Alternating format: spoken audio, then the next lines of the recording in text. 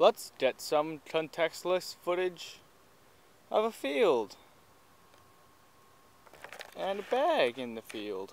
So I've been thinking a lot lately, or perhaps I should say worrying a lot lately, about the state of things and how they are going, and how I'm making them go, and how I'm doing them, and how they're doing, and a bunch of other stupid things that kind of sound similar and mean slightly different things that I could just ramble on and say a whole bunch of them because I think that that's good writing, or quirky. Talk a lot about how I'm this and I'm that, how I'm a filmmaker or a writer or an artist.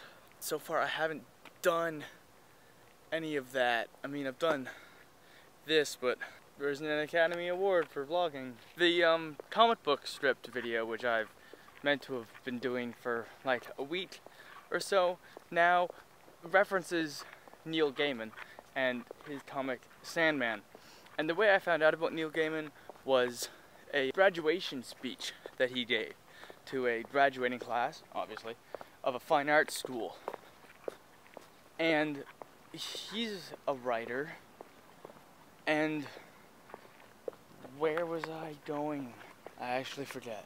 He discusses how once his writing career got underway, he'd only take jobs that would move him closer to an imagined mountain, which was his literal symbolic representation of his goal of being a writer who can write what he wants, when he wants, and make a living off of it that way. And he doesn't need to write what other people want him to write or use their voice to voice their opinions, and he can just write for himself. That was the mountain.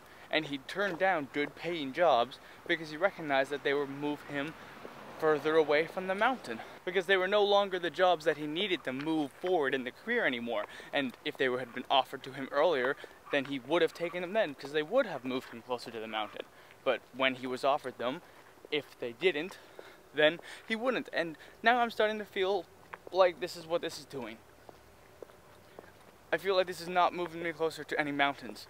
However, I don't see anything moving me closer to the mountain. I don't see what I've written moving me closer to the mountain. I don't see the music that I've made moving me closer to mountains. But at the same time, I've always had this problem, even when I was a really, really little kid, that if I wasn't great, exceptional, or at least to some extent outstanding at something as soon as I started it, then there was no point in continuing. I was like that with soccer, baseball, piano, hockey, skating for certain. I wasn't good at skating, I quit right away, now I can't skate. I'm a Canadian who can't skate. How ridiculous is that? All of my accomplishments I talk down so much in my mind that they no longer stand for anything, and they no longer mark achievements that I've made in my life. Like, I got a short story published in the school newspaper this year. And what's that count for? Well, that's better than I've ever done. There are a bunch of people I know who haven't done that. I finished a 50,000 word draft, as I've bragged about a couple times on here. The story isn't even finished. But I was told by one of my friends, that's amazing. I don't know anybody who's written a novel before. Or, you know, since I haven't officially written a novel, composed a work that's novel length. And that should stand for something, but in my mind, it doesn't.